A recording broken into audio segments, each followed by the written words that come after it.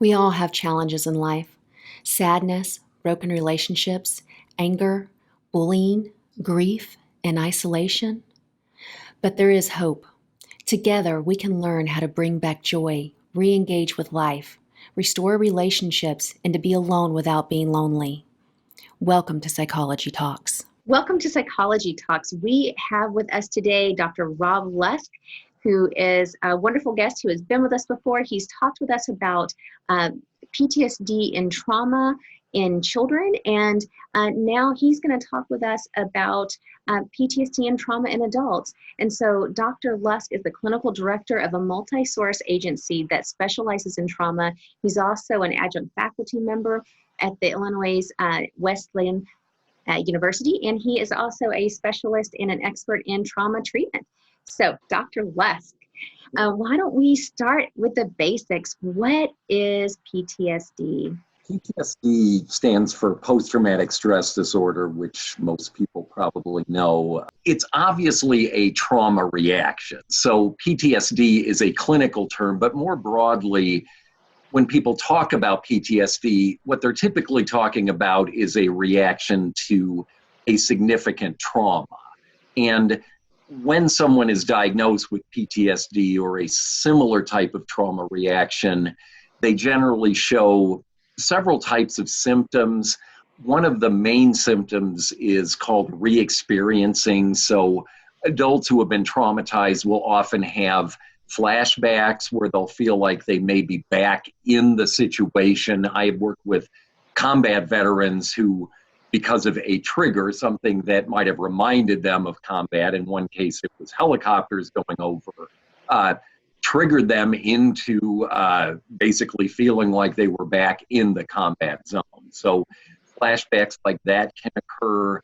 Usually they're not quite as extreme. Usually adults don't feel like they're actually in the situation completely, but they have very intrusive thoughts and images and kind of sense around memories that flood them of the event, which are very, very upsetting. And so as a result of those re-experiencing symptoms, you tend to get a lot of avoidance. That's another area of symptoms, as it's called, because adults who have been traumatized and are triggered like that hate being triggered. It's very understandable because it feels so uncomfortable. It feels like you're kind of out of control.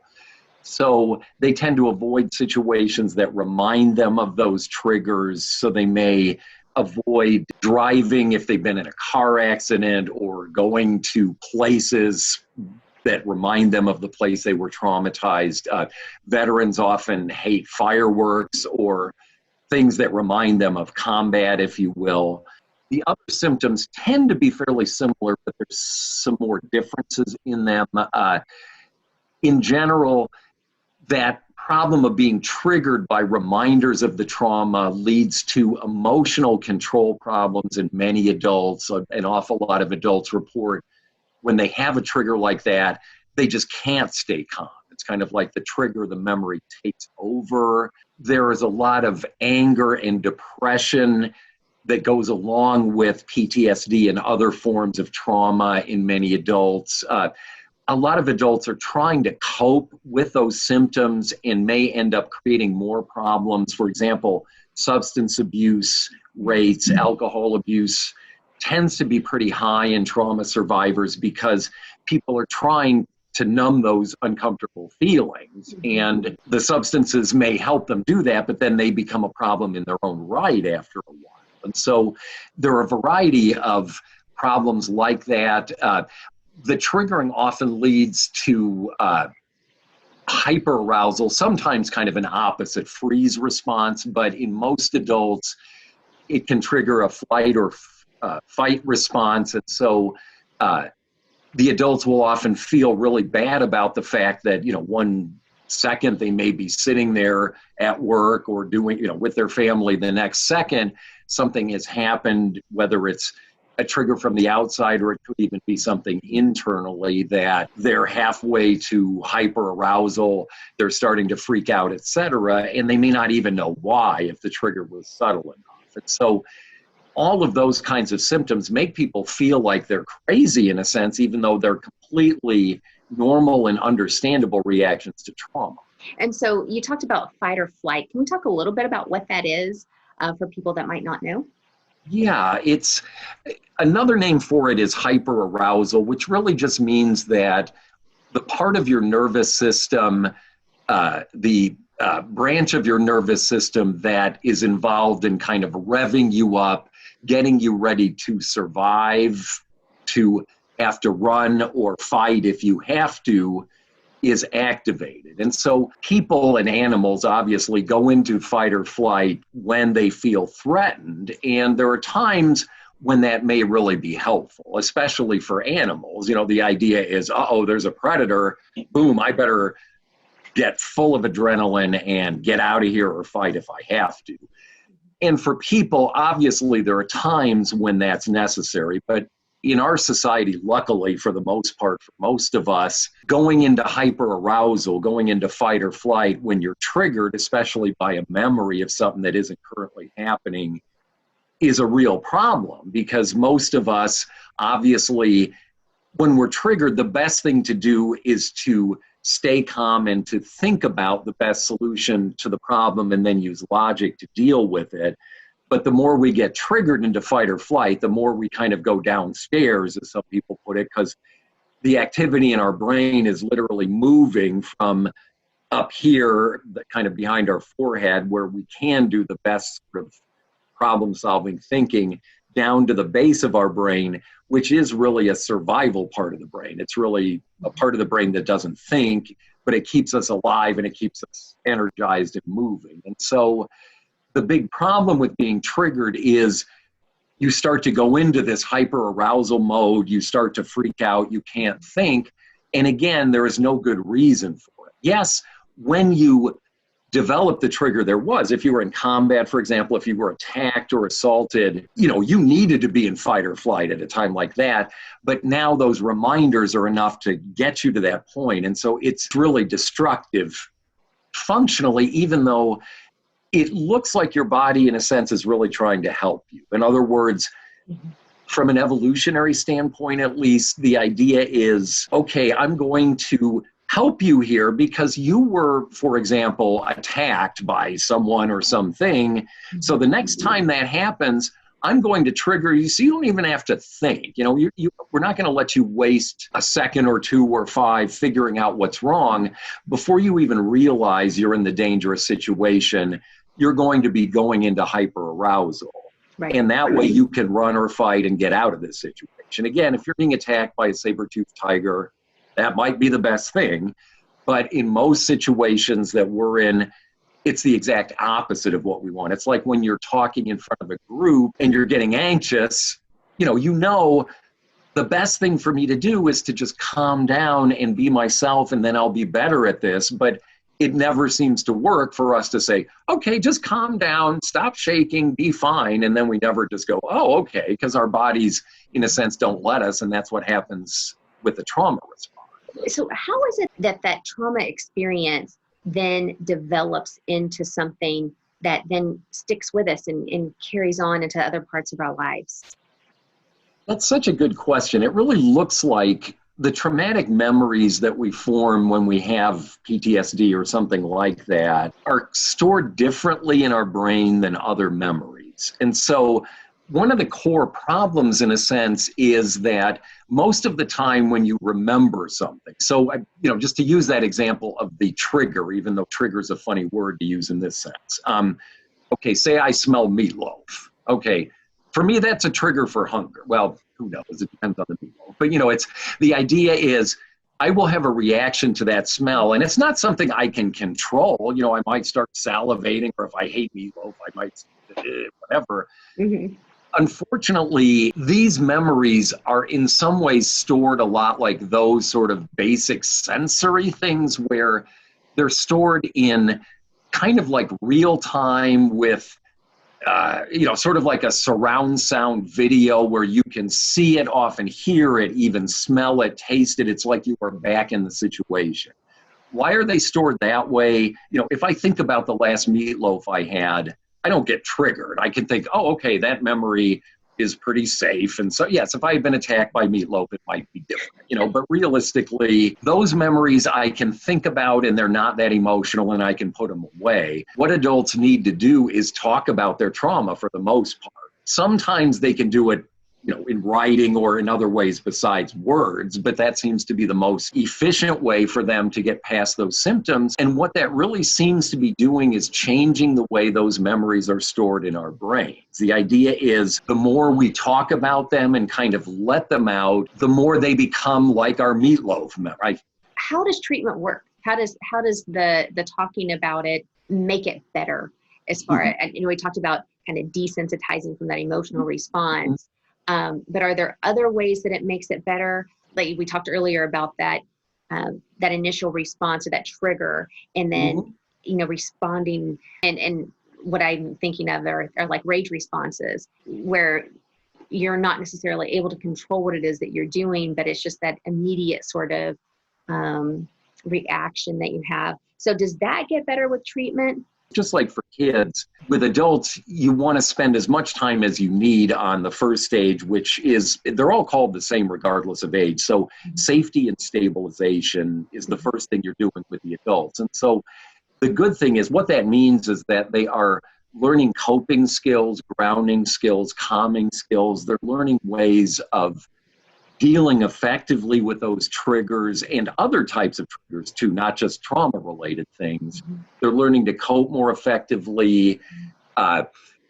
They're also exploring a lot of the thoughts that go along with the trauma, because usually it's the case that people, in addition to those trauma symptoms, have some what are sometimes called core thoughts that are problematic, but they're core thoughts in the sense that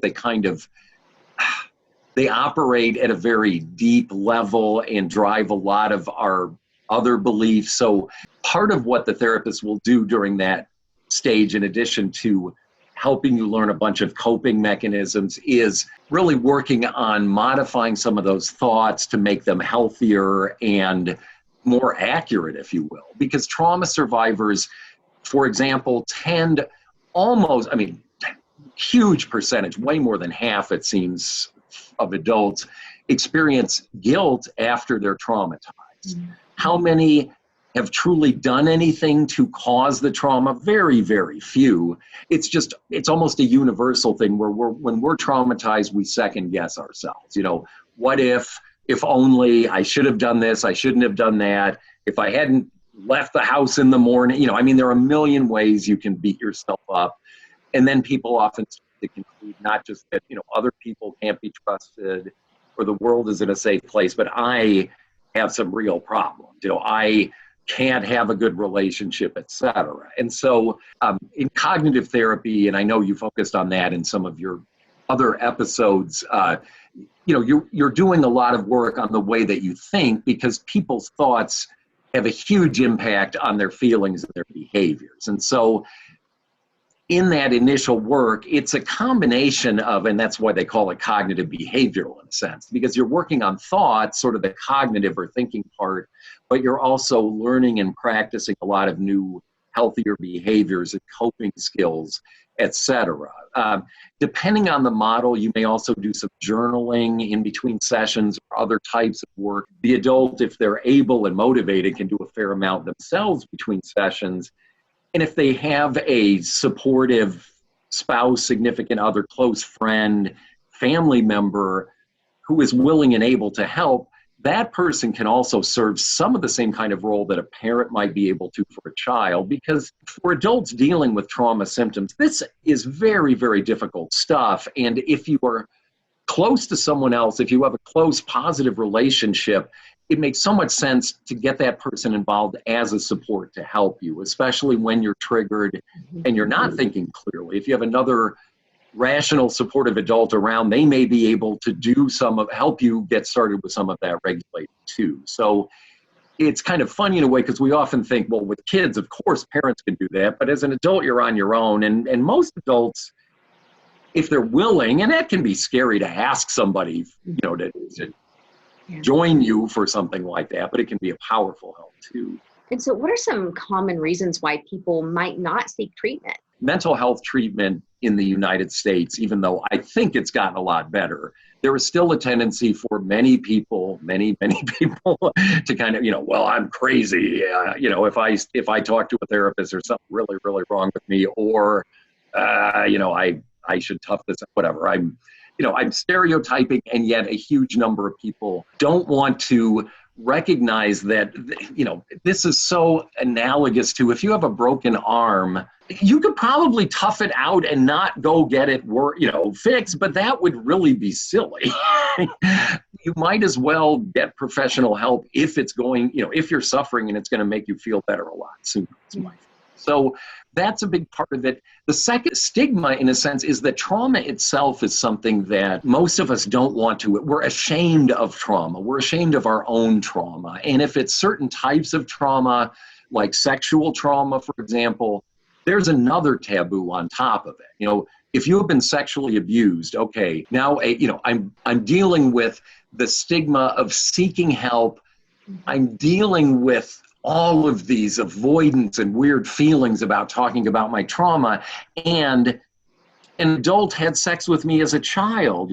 That's another taboo that has been broken. So it is hard enough for any adult to seek treatment, but in trauma, at least some people have suggested, because of those extra barriers, it's even harder for a lot of people. And I think I've shared with you that I've had some patients that felt like, if I do this, it's going to change who I am.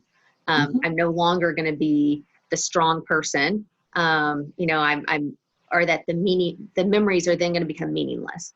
The sacrifice that, my friends made, or it's now meaningless if I don't carry this burden.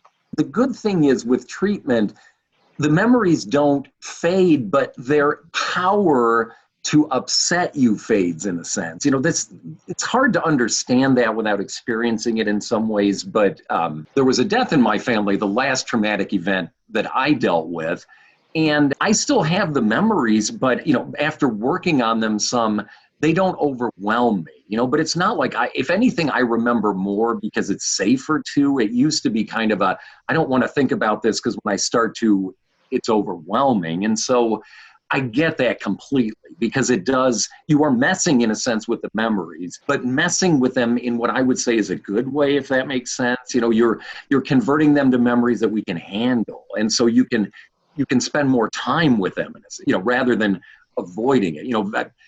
Vietnam, Iraq, Afghanistan, veterans I've worked with sometimes will say, now I can actually talk about the war. Before, I could not talk about it. I couldn't look at anything that reminded me of it. So in a sense, they're integrating those memories, even though I respect what people are saying. And I don't want to minimize that issue. But again, it's really the angst that we're eliminating. It's not the good aspects of the memory. Sort of the power is still there. It's just not overwhelming. So. Yeah. It's not some sort of magical wave that kind of comes through your brain and just takes over everything. That's going to erase part of who you are, your personality, the memory itself. But that it really is, it's work. And, one thing I always tell people when we're getting involved in this kind of work is that it's work and it's going to be tough. It's hard. It is hard work, but by far the vast majority of people, when they come out on the other side, say it was worth it. But at the time, it's scary stuff to do. When you're working with someone, do you talk with them about what those tough aspects might look like? Yes, no secrets whatsoever in this treatment. In other words, I want the client to know exactly what we're doing and why, and at any point ask questions. If you're wondering about something, hopefully I've explained it, but if not, let's talk about it, because treatment is a relatively straightforward process. The techniques are not all that difficult. It's the emotional effect on both the client and the therapist to an extent that I think is the hardest part. Again, that is hard to do, but people really do end up feeling so much better when they're able to get through that process. But at first, it may feel worse before you get better. And that's discouraging, obviously, because it's like, now I'm thinking about the stuff that I was avoiding, and so it is hurting more. The good news is that doesn't last too long, and then you really see improvement. And I find that most people are they're willing to do that. They're willing to take it. Yeah.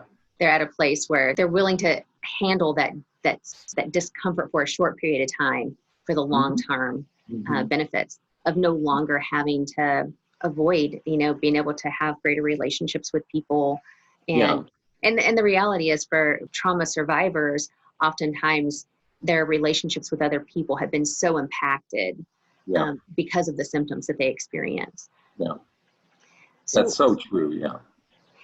You've mentioned a couple of different types of therapy. Are there others out there that people might encounter? Most of the evidence-based models, again, that's the term that we use for the ones that have the best research support, use those cognitive and behavioral aspects. For adults, most of the models are, for kids, there are some evidence-based models that kind of get into other things besides this kind of exposure. For adults, just about all of the evidence-based models are relatively similar in that they involve some sort of exposure. Again, either most of them start with imagination and then some of them move to direct exposure. But the specific techniques that you use in those exposure sessions can vary tremendously. And this is where, for example, if people, more and more people have heard of EMDR, eye movement desensitization and reprocessing. That's what EMDR stands for. And again, that's kind of a mouthful, but you're doing a pretty standard trauma narrative, but you're actually paying attention to. In the original model, it was the therapist moving their fingers kind of back and forth in an arc. And there are still plenty of people who do that, but there are a number of other ways that therapists can give what's called bilateral stimulation. In other words, you stimulate one side, then the other side. So when you move your eyes back and forth, if you're following fingers or a visual, some people have a kind of a bar that goes back and forth. There are buzzers called theratappers that you can hold in your hands that buzz left, right, left, right. There are headphones with tones and things. So the idea is, when you're doing that trauma narrative, when you're talking about your trauma, it really seems to make the process somewhat easier and more efficient if you are doing some sort of bilateral stimulation, back and forth, left, right stimulation at the same time. Now that sounds strange, and the reasons for it are not real well understood, but the research is very supportive of it. And so some people believe part of it is just distraction. In other words, if you are focusing on, a moving hand or moving light or buzzers, it helps take some of your focus away from your trauma, so it may be easier to talk about it. So it's not complete distraction, but kind of partial. There's also some evidence that, as I was talking about earlier, in a sense, those memories the traumatic memories tend to kind of be stuck in an emotional part of our brain that is in our non-dominant hemisphere. So I know I'm throwing some, brain-based terms out here, but the idea is, I'm a right-hander, so for me and almost all right-handers, it is our right hemisphere. The same side is not dominant. It's kind of like the opposite side of your brain from what hand you use mostly is your dominant hemisphere. And that's the one where most of your language use kind of happens. So these traumatic memories tend to kind of be stored in your non-dominant hemisphere. So for me, the right hemisphere, in a primitive emotional part of your brain, in the limbic system. And what we need to do essentially is fade those memories in that part of the brain and grow them in the dominant frontal lobe part of the brain, kind of that, part of your brain that allows you to do problem solving and control your memories. And so we're moving things from one side of the brain to the other, if you will, and it really looks like that back and forth stuff, which again, maybe eye movement, maybe other kinds of bilateral stimulation. There are some aspects of the therapy that kind of seem weird to people because, you wouldn't expect, all right, we're going to talk about your trauma, and while you're talking about it, you're going to be watching my fingers move. What? But it really does help. So that's, there's some, like I said, kind of unusual things like that really can make it more efficient. Do you have a couple of common coping skills that people can incorporate in their day right now that might help them kind of get to the point to where they can at least manage daily life until they can get in to see someone? Again, great question. And I think if you can practice mindfulness, it's nice to be in a quiet, calm place and a comfortable place, et cetera, but you can do it anywhere and just kind of clear your mind and try to notice your thoughts, your feelings, and your physical sensations without reacting to them. That is really fundamentally, in some ways, what we're trying to teach people to do in trauma processing and in work with a lot of anxiety-related problems. And so the idea is, can I notice things that might be a little bit upsetting without letting them get to me too much? And so, as you're sitting there, you might, now I'm starting to get worried about so-and-so.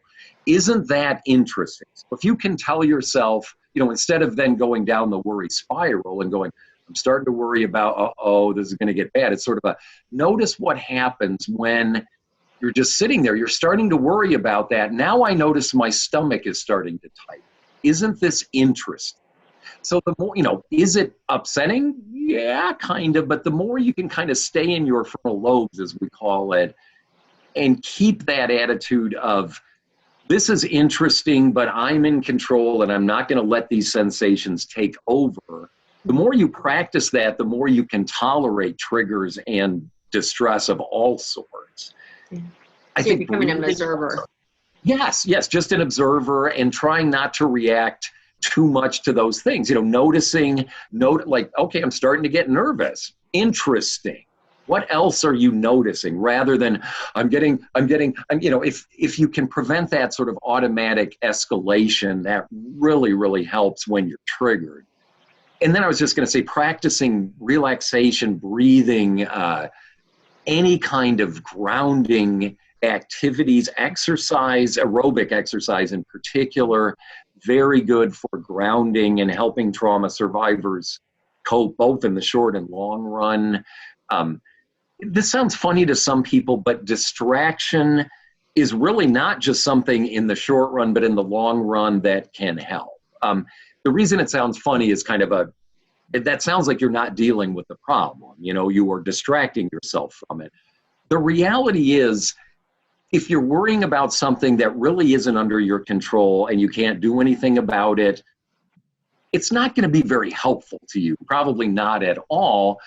So the idea is, in the short run, getting through the day feeling good when you're early on in trauma treatment, or if you've recently had a trauma, that's your main goal. Everything else is kind of icing on the cake. So how do you get through the day and feel good? You engage in pleasurable activities. A lot of times after a trauma, those things don't feel very good, just like when you're depressed.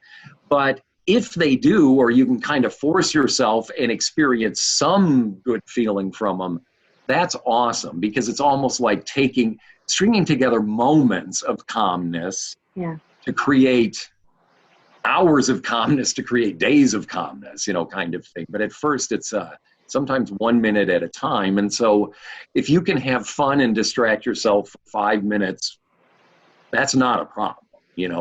Over time, again, you may want to get to a point where you don't have to do that. But in general, when it comes to the pandemic, what I recommend still is you learn as much as you need to, but not anymore. Prepare as much as you can, and then forget about it as much as you can. If you obsess over it, nobody is going, unless you're working on the vaccine, it is not going to help anyone. So that's kind of where Something I tell people is what you worry about more is what you're going to get more of. So yeah, exactly. You concentrate more on worry, you're going to get more worry. Yes. Concentrate on the things that make you anxious, you're going to be more anxious. So that's a great way to put it. Yeah. So I like what you said there. So doing fun things, even if it brings you pleasure, for only a few minutes, and then use that as a building block. So think of it that way, as more of a ground step versus a lifestyle. Well, thank you so much for being with us. I really appreciated you giving us all of your expertise on these areas, and for taking the time to join us. Oh, it's been a pleasure. Thank you. Absolutely. And thank you all for joining us today on Psychology Talks. Remember to visit our YouTube channel and to subscribe, like, and share.